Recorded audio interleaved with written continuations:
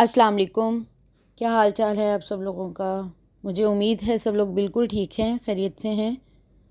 भाई कमेंट करके लाजमी बता दिया करें अपना हाल अहवाल। आप लोगों के कमेंट्स मुझे काफ़ी बूस्टअप करते हैं, मुझे फ़र्दर वीडियोस बनाने में हेल्प करते हैं। अच्छा, तो आज की वीडियो की तरफ आते हैं। आज की वीडियो STI पे है, स्कूल टीचर इंटर्न्स। क्योंकि school education department college teachers intern की तर्ज का बिल्कुल एक प्रोग्राम स्टार्ट करा है, जिसे STI यानी स्कूल टीचर इंटर्न्स का नाम दिया गया है।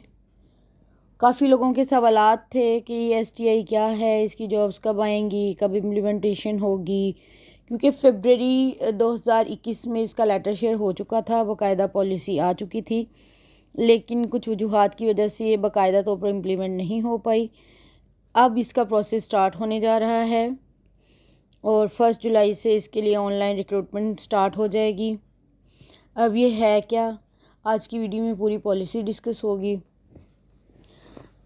जैसे कि मैंने बताया, school education department college teacher interns की तर्ज का बिल्कुल STI के नाम से एक प्रोग्राम स्टार्ट कर रहा है डिफरेंट फेजेस में।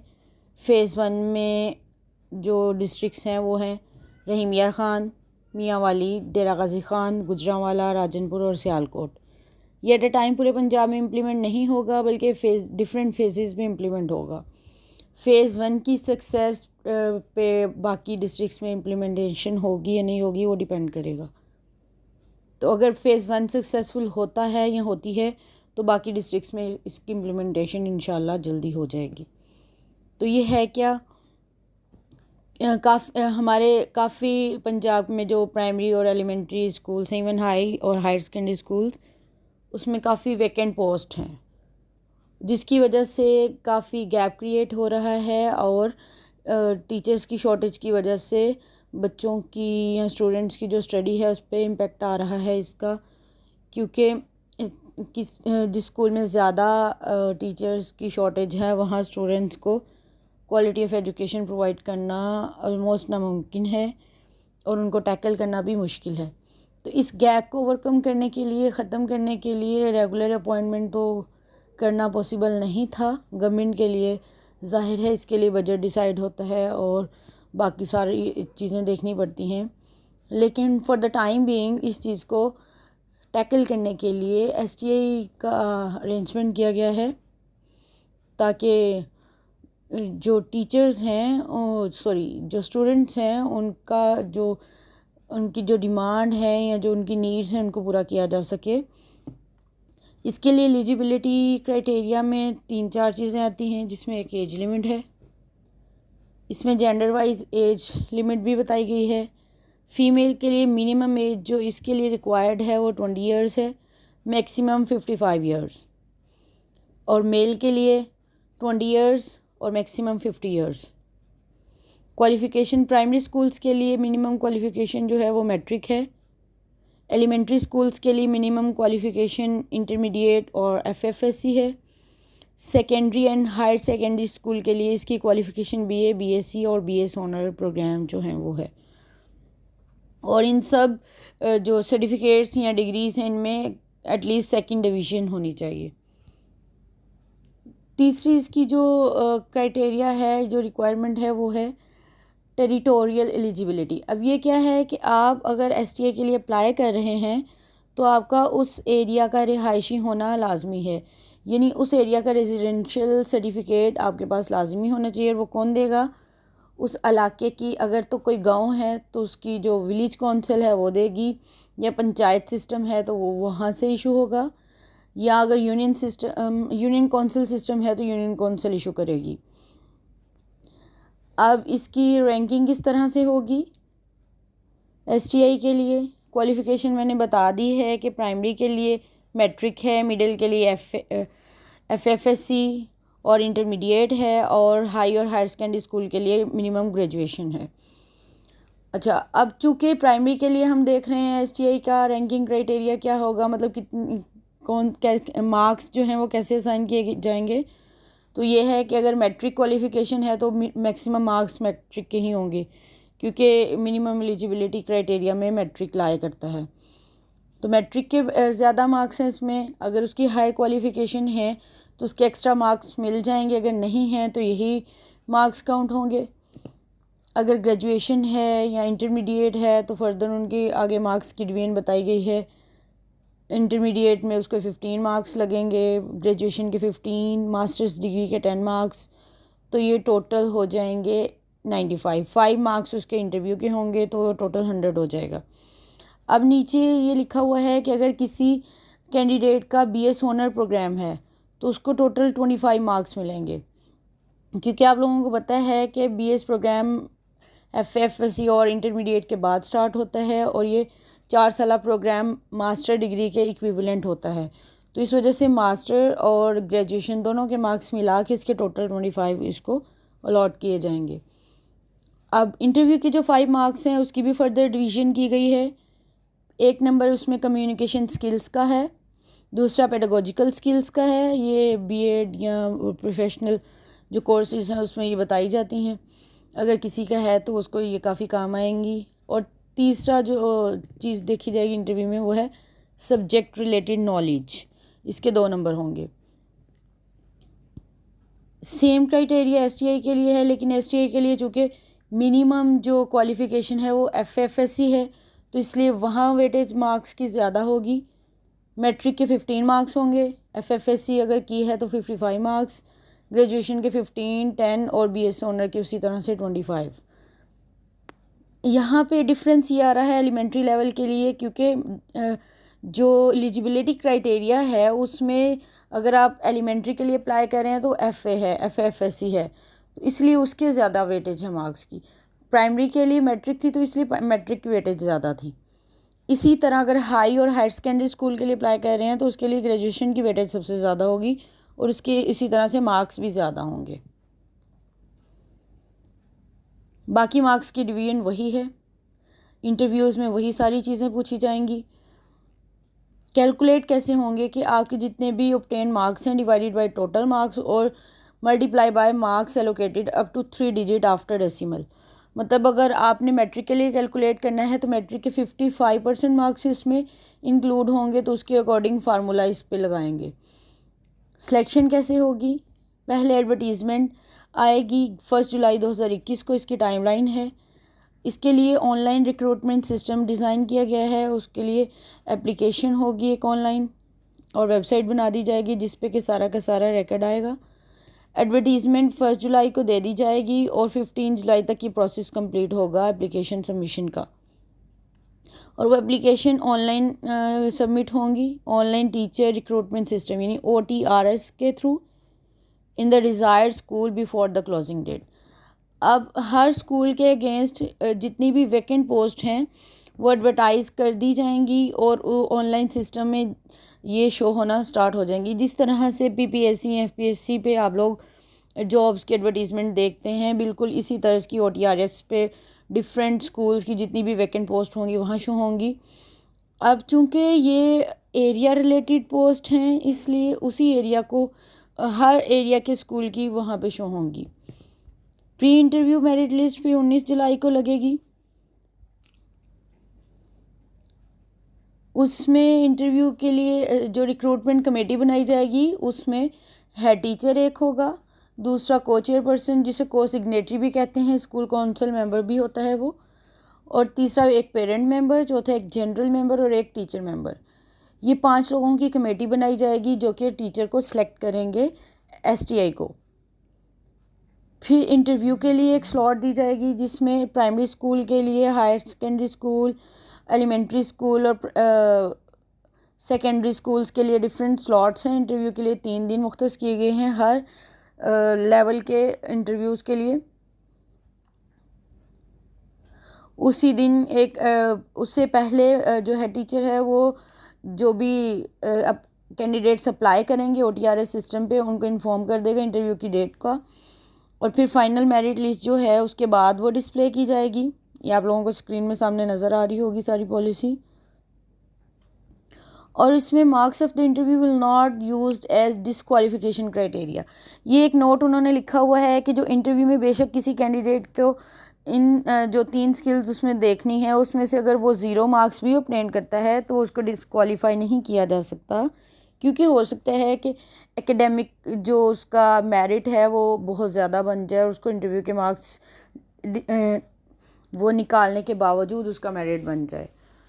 तो यही उन्होंने लिखा हुआ है कि इंटरव्यू के मार्क्स को उसका डिस्क्वालिफिकेशन क्राइटेरिया में जज नहीं किया जाएगा, यूज़ नहीं किया जाएगा। हाउएवर द कैंडिडेट अगर कोई कैंडिडेट एब्सेंट होगा इंटरव्यू में तो उसको डिस्क्वालीफाई कर सकते हैं हम, अदरवाइज़ नहीं।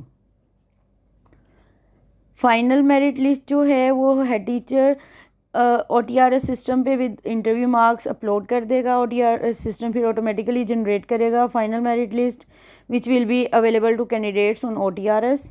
The OTRS will automatically generate internship letter which will be available to successful candidates in their OTRS। क्योंकि जब OTRS पे कैंडिडेट्स अप्लाई करेंगे तो हर एक लॉगिन जनरेट हो जाएगा वहाँ पे, और हर कोई अपने लॉगिन से देख सकेगा कि वो सिलेक्ट हुआ है या नहीं हुआ, और उसके ऑर्डर्स भी वहीं पे डिस्प्ले हो जाएंगे, वहाँ से वो डाउनलोड करेगा। उसके लिए भी डिफरेंट स्लॉट्स यहाँ पे दी गई हैं। प्राइमरी स्कूल के लिए 4 अगस्त है, एलिमेंट्री स्कूल के लिए 31 जुलाई है, और सेकेंडरी स्कूल के लिए 27 जुलाई है, हायर सेकेंडरी स्कूल के लिए 23 जुलाई है। इंटर्नशिप लेटर जो है, the school council will offer the internship letter to successful candidates. अब उसके लिए भी फर्दर टाइम स्लॉट दी गई है। अगर नोट भी यहाँ पे लिखा हुआ है कि if the candidate got selected and accepted में accepted any slot or level, other slots will automatically be blocked। अगर कोई एक ऐसा कैंडिडेट है जिसने प्राइमरी, एलिमेंट्री, हाई और हायर सेकेंडरी स्कूल सबके लिए अप्लाई किया था और वो किसी एक स्कूल के लिए सिलेक्ट हो जाता है या हो जाती है, तो बाकी उसकी स्लॉट ऑटोमेटिकली डिस्क्वालीफाई हो जाएंगी या ब्लॉक हो जाएंगी। वो किसी एक ही स्कूल को सिलेक्ट कर सकेगा। नेक्स्ट मेरिट लिस्ट जो है वो भी जनरेट करेगा OTRS system automatically with in 15 days of identification of vacancy. Let's suppose एक कैंडिडेट चारों लेवल्स के लिए अप्लाई किया था उसने और चारों में सिलेक्ट हो गया है, और वो किसी एक को सिलेक्ट जब करता है तो 3 ऑटोमेटिकली वैकेंट शो हो जाएंगी, तो फर्दर OTRS सिस्टम उसके लिए नई लिस्ट जनरेट कर देगा, मेरिट लिस्ट।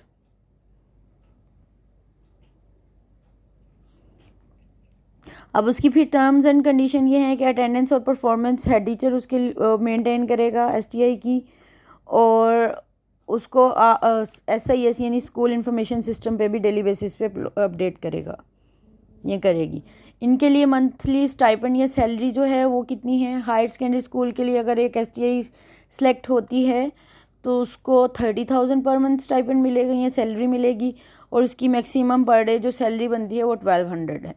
सेकेंडरी स्कूल के लिए अगर कोई टीचर सेलेक्ट होती है या होता है तो उसको 25,000 मिलेगा। एलिमेंट्री स्कूल के लिए 20,000 है और प्राइमरी स्कूल के लिए 18,000 है। टेन्योर क्या होगा, एक एकेडमिक सेशन और till the arrival of regular increment और कॉन्ट्रैक्ट अपॉइंटी। जब तक रेगुलर अपॉइंटमेंट नहीं हो जाती उस सीट पे, वो जो इंटर्नशिप का टेन्योर तब तक के लिए है। अगर रेगुलर अपॉइंटमेंट 2 महीने 3 महीने बाद भी हो जाती है तो कॉन्ट्रैक्ट कैंसिल हो जाएगा, या एक जो एकेडमिक सेशन है उस तक रहेगा। टर्म ऑफ इंटर्नशिप क्या है, placement shall be purely temporary and stop gap arrangement which can be terminated by the selection committee at any time due to unsatisfactory performance. आपकी अनसेटिस्फैक्ट्री परफॉर्मेंस की बुनियाद पर आपकी जो कैंडिडेटशिप है वो कैंसिल भी किसी वक्त की जा सकती है। रिक्रूटमेंट कमेटी ही इसको कैंसिल करने की मजाज है। ज्वाइनिंग पीरियड क्या है, 7 दिन के अंदर अंदर आपने ज्वाइनिंग देनी है जब आपको OTRS पे अपने ऑर्डर्स रिसीव होंगे। 2 कैजुअल लीव आपको हर महीने मिलेंगी, यानी जो कैंडिडेट STI के लिए अप्लाई कर रहा है या करेगी, और वो विदाउट स्टाइपेंड होंगी, यानी उन 2 छुट्टियों का स्टाइपेंड डिडक्ट होगा। No right of regular placement, जो कैंडिडेट STI के लिए अपॉइंट होगा या होगी वो ये क्लेम नहीं कर सकती कि मुझे रेगुलर किया जाए, या क्लेम नहीं कर सकता कि मुझे रेगुलर किया जाए, क्योंकि ये रेगुलर अपॉइंटमेंट नहीं है, प्योरली कॉन्ट्रैक्ट बेस पे है, स्टॉप गैप अरेंजमेंट को देखते हुए। TADA कोई नहीं दिया जाएगा इसके लिए। ट्रांसफ़र इसका अप्लीकेबल नहीं है, क्योंकि जिस एरिया में जो स्कूल आपने सेलेक्ट किया उसी विसिनिटी में आप लोग अप्लाई कर सकते थे और उसी में आप लोग उसका ऑर्डर जो है वो ज्वाइन कर सकते हैं, किसी और एरिया में ट्रांसफ़र नहीं करवा सकते, क्योंकि आपने इसके लिए और वहाँ का रेजिडेंशियल सर्टिफिकेट दिया हुआ है, इसलिए आप किसी और स्कूल में ट्रांसफ़र भी नहीं करवा सकते। एक्सपीरियंस सर्टिफिकेट भी साथ अटैच करना होगा। एक्सपीरियंस सर्टिफिकेट भी आपको इंटर्नशिप सक्सेसफुली कंप्लीट करने के बाद मिल जाएगा। और अगर किसी भी टाइम पे ये पता चला कि आपकी डिग्रीज जो हैं या डॉक्यूमेंट्स फेक हैं या बोगस हैं, तो आपको जितने टेन्योर आपने जॉब की होगी या सैलरीज रिसीव की होंगी, उस सारी अमाउंट गवर्नमेंट को रिफ़ंड करना पड़ेगी। अगर कोई कैंडिडेट या कोई एप्लीकेंट ये कहता है कि उसका मेरिट बेस पे सिलेक्शन नहीं हुई या उसके साथ जो है वो इंसाफ नहीं हुआ, तो उसके लिए एपलेट अथॉरिटी भी डिज़ाइन की गई हैं। प्राइमरी स्कूल के लिए एयू कंसर्न, उस मरकज़ का या उस स्कूल का जो कंसर्न एयू है वो उसके पास अपील कर सकते हैं। एलिमेंट्री स्कूल के लिए डिप्टी डीओ कंसर्न के पास अपील कर सकते हैं। सेकेंडरी स्कूल के लिए और हायर सेकेंडरी स्कूल के लिए डीईओ यानी डिस्ट्रिक्ट एजुकेशन ऑफिसर जो है सेकेंडरी विंग का, उसके पास अपील कर सकते हैं। यानी हर स्कूल या हर लेवल के स्कूल लेवल के अगेंस्ट जो एपलेट अथॉरिटी है वो भी बता दी गई है। अब हेड टीचर की इसके लिए क्या रिस्पॉन्सिबिलिटी है कि वो enrollment of students in second shift classes will not be considered for need assessment of STI। अब अगर कोई एक स्कूल सेकंड शिफ्ट में भी काम कर रहा है तो उसकी एनरोलमेंट फर्स्ट शिफ्ट के एनरोलमेंट के साथ मिला के हेड टीचर STI के लिए वैकेंट पोस्ट शो नहीं कर सकती या STI के लिए क्लेम नहीं कर सकती कि मुझे STI चाहिए क्योंकि मेरी सेकंड टाइम में भी इतनी एनरोलमेंट है। अगर कोई हेड टीचर इस तरह की कोई भी मिस्टेक करता हुआ पाया गया तो उसके अगेंस्ट पीडा एक्ट जो है वो इनिशिएट हो जाएगा। अगर STI solely moreover STI will be hired solely for academic purposes. हाँ, इसमें ये भी है कि हेड टीचर उनसे एडमिनिस्ट्रेटिव लेवल के काम कोई भी नहीं करवाएंगी अगर वो या करवाएंगे। अगर वो इस तरह के कोई काम करवाती हैं तो उनके अगेंस्ट भी पीडा या एडमिनिस्ट्रेटिव तौर पे कोई भी प्रोसीडिंग हो सकती है, क्योंकि STI में सोली एकेडमिक पर्पस के लिए हायर की जा रही हैं, उनसे एडमिनिस्ट्रेटिव काम कोई भी नहीं लिया जाएगा। और इनके अटेंडेंस भी डेली बेसिस पे सिस पे अपलोड करना अपडेट करना हेड टीचर का काम होगा।